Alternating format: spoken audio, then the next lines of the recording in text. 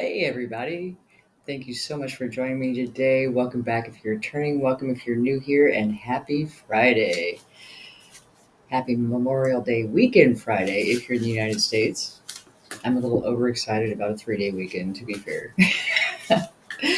So, we're going to be using the Light Seers Tarot to get our subject for today. And we have the Knight of Swords, which is interesting because the Knight of Swords, we were talking Wednesday about trust. Um, the Knight of Swords is a card of clarity and action. And you can see this deck, I really love the artwork in this deck because it's very intuitively based, where you can see that he knows where he's going. But what I like, and the image tells me this, okay, depth perception. This bird is almost like a guide. And I look at that as our intuition.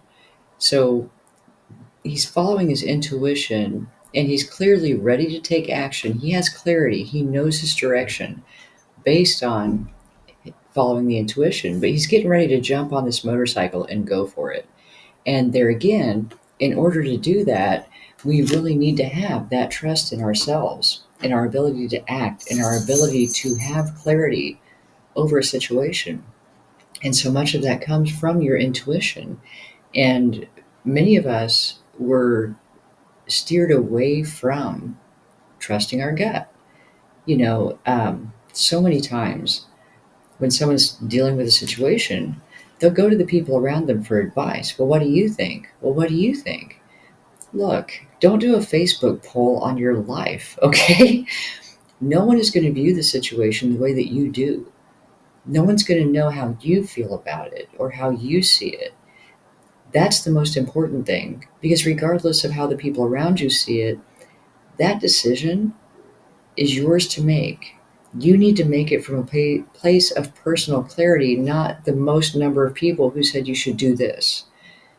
Because that may be completely wrong for what you need to do for your life, for your path, for your fullness and joy.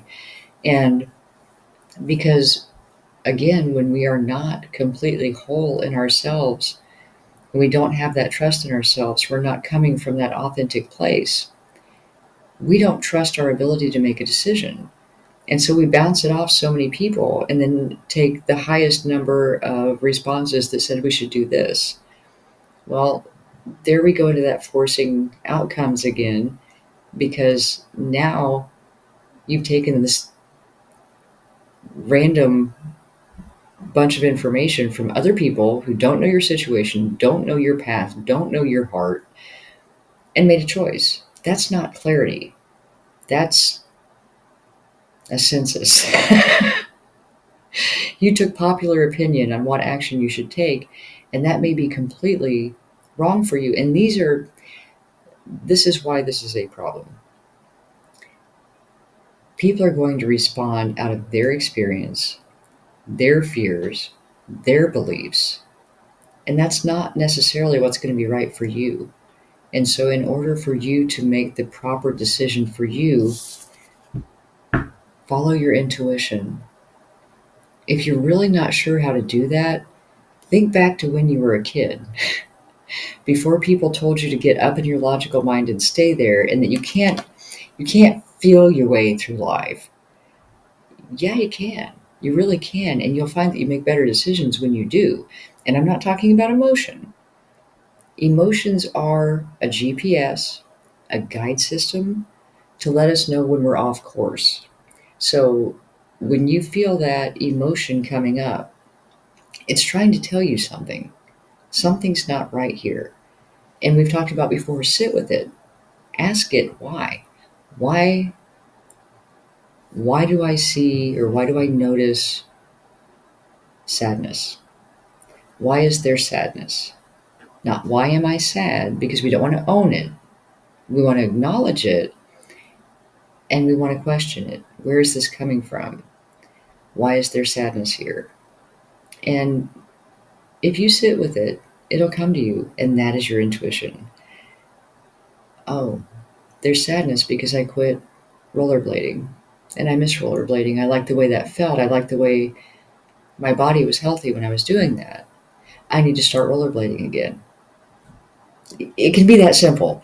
Obviously, for a more complex problem, it's not going to be, it's going to be more in depth. And this is where journaling can be very helpful. And like, I know personally, like, I journaled. And after I'd been journaling for a while, I didn't have to journal anymore. I could just run it through in my mind, run the process through, feel my body, acknowledge the emotion, and then sit with it, and I'd get the answer. I may not get it right away. And that's why it's important to like put it up there. We've talked about the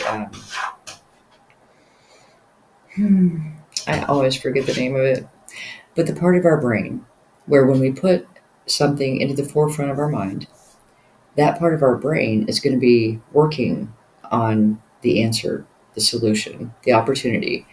And it's kind of a filter. And when you put that prominently in the front of your brain filter that is looking for the solution, it's going to come to you. And you can't just, if you've ever tried to think of the name of a song and then you wake up at 2 a.m. and remember it, it's the same kind of thing. Like, don't sit with it until you've driven yourself insane. Sit with it for a while, get it up there in the front of your mind, be open to receiving, and then follow the nudges. Because once it's there, you may wake up at 2 a.m. with the answer. You may be washing dishes, just going about your day to day routine. And the whole time, your brain has been working on this question: why? Why is the sadness here? And then it comes to you. Okay, so if that's why the sadness is here, what action can I take? I've got clarity. What action can I take to resolve the sadness? I hope that makes sense. I'm trying to verbalize something that is not an actual mental activity. It's very much an intuitive gut thing where you just know. You just know. And that's your clarity. That's that intuitive, hey, this is it. And it may be several days. Don't force it. Don't try to put a solution on it, because that's not intuition, that's mental. And intuition comes from our soul, it comes from deep within us. And we talked about forcing outcomes. That's never going to work out for us the way we want it to. It's when we release it. We aren't attached to the outcome. We aren't attached to the answer. We don't try to fit something into it. We just open. We put the question out there, and we stay open to receive the answer. And it will come. And there's that trust again, trusting that your body, your soul, your mind, all of your systems energetically working together, they've got you. And if you just trust and be, the answer will come. So today, if you've not been as in touch with your intuition as you'd like to be, start practicing that. When the emotion comes, acknowledge it, question it, sit with it, get it in the front of your mind. Don't search for an answer. Like, journal, that puts it in the front of your mind as well. And then stay open. And you'll find that the clarity comes to you. And once you have that clarity, then you can move on to the action. So clarity, action, success. It works. So thank you so much for joining me today. I hope this helps, and I will talk to you soon.